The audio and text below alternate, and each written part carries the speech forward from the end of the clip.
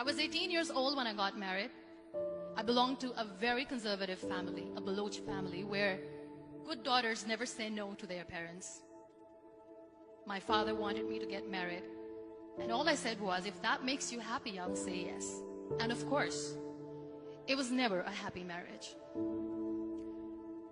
Just about after 2 years of getting married, about 9 years ago, I met a car accident.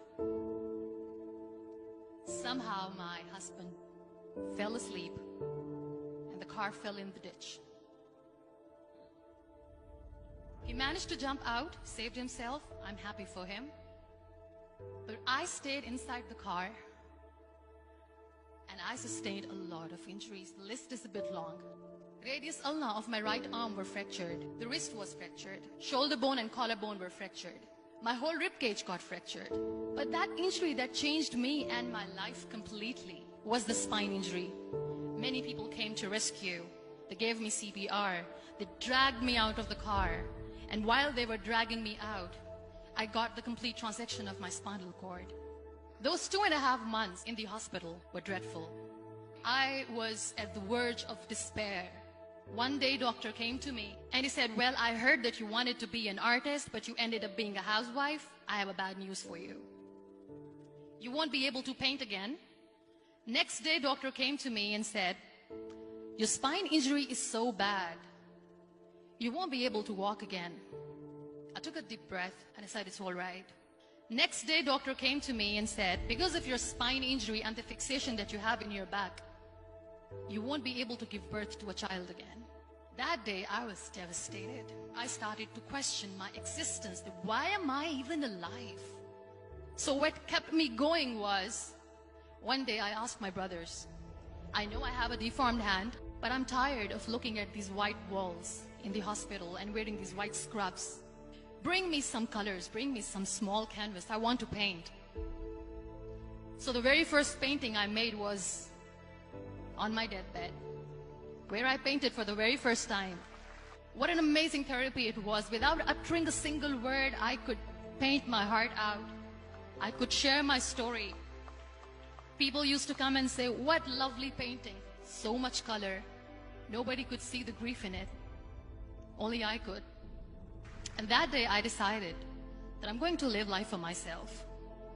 I am not going to be that perfect person for someone. I am just going to take this moment and I will make it perfect for myself.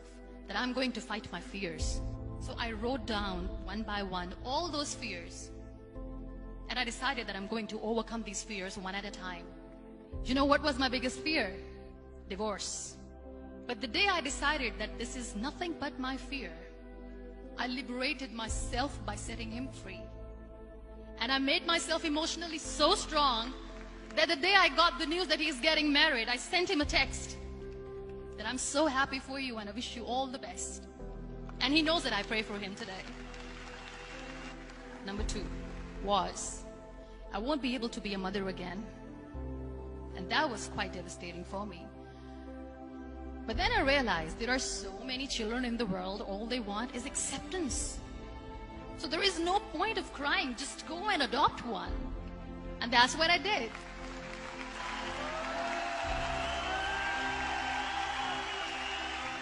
I gave my name in different organizations, different orphanages, and I waited patiently. 2 years later, I got this call from a very small city in Pakistan. I got a call and they said, are you Muniba Mazari? There is a baby boy and would you like to adopt? I could literally feel the labor pain. I said, yes, yes, I am going to adopt him. I am coming to take him home. And that day, I was 2 days old, and today he's 6. You know, when you end up being on the wheelchair, what's the most painful thing? People think that they will not be accepted by the people because we, in the world of perfect people, are imperfects. So I decided to appear more in public. I started to paint. I have done a lot of modeling campaigns. I decided that I'm going to join the national TV of Pakistan as an anchor person. I became the National Goodwill Ambassador for UN Women Pakistan, and now I speak for the rights of women, children.